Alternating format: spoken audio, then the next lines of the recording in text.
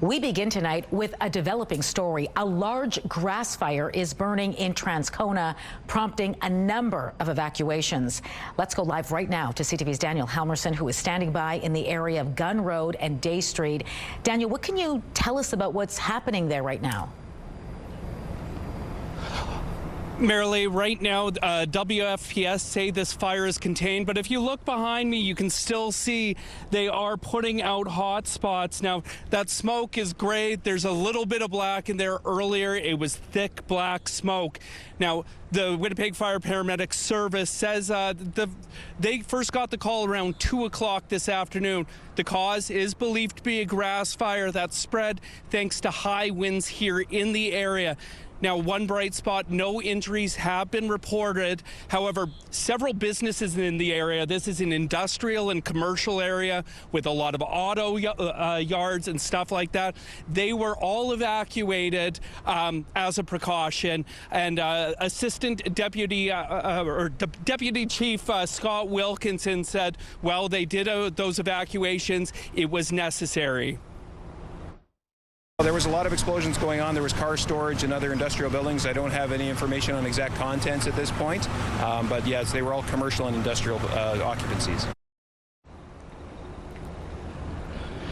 Now, Deputy Chief Wilkinson mentioned explosions. We spoke to a guy who works here in the area. He said around 2:30 they started hearing booms.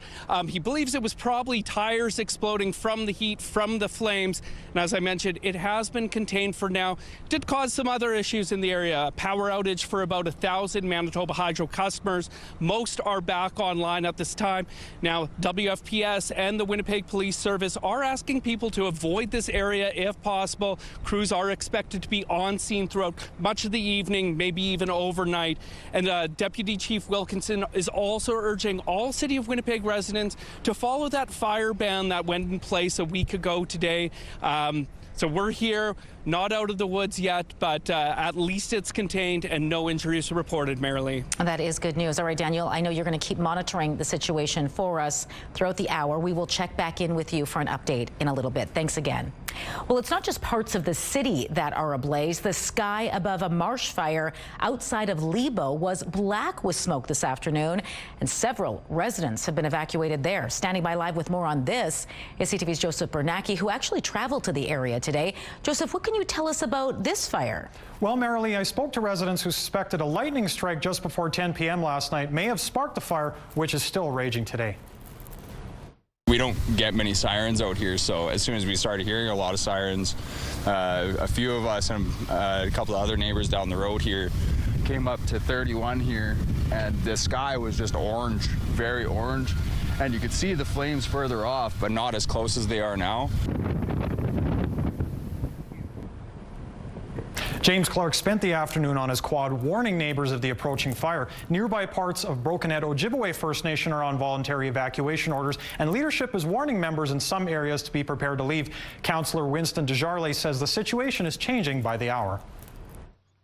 Right now we're under a preliminary notice of evacuation for one section of our community. Homes along Otter Road and the west part of Anishinaabe Way. We've asked them to be on notice because if the fire shifts towards our community, their homes are most at risk at this point.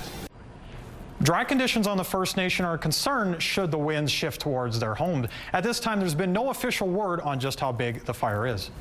Can you tell us who's been asked to evacuate and where they're supposed to go? Marilee, Councillor Desjardins said members with mobility issues should go to the private Tom Chief Memorial Hall, where they have set up information stations. It's the main community hall in the First Nation, and leadership is actively posting updates on their social pages, social media, that is, as the situation evolves. All right, some great information there. Thanks for this, Joseph. And those are just a few of the wildfires which have sparked up recently.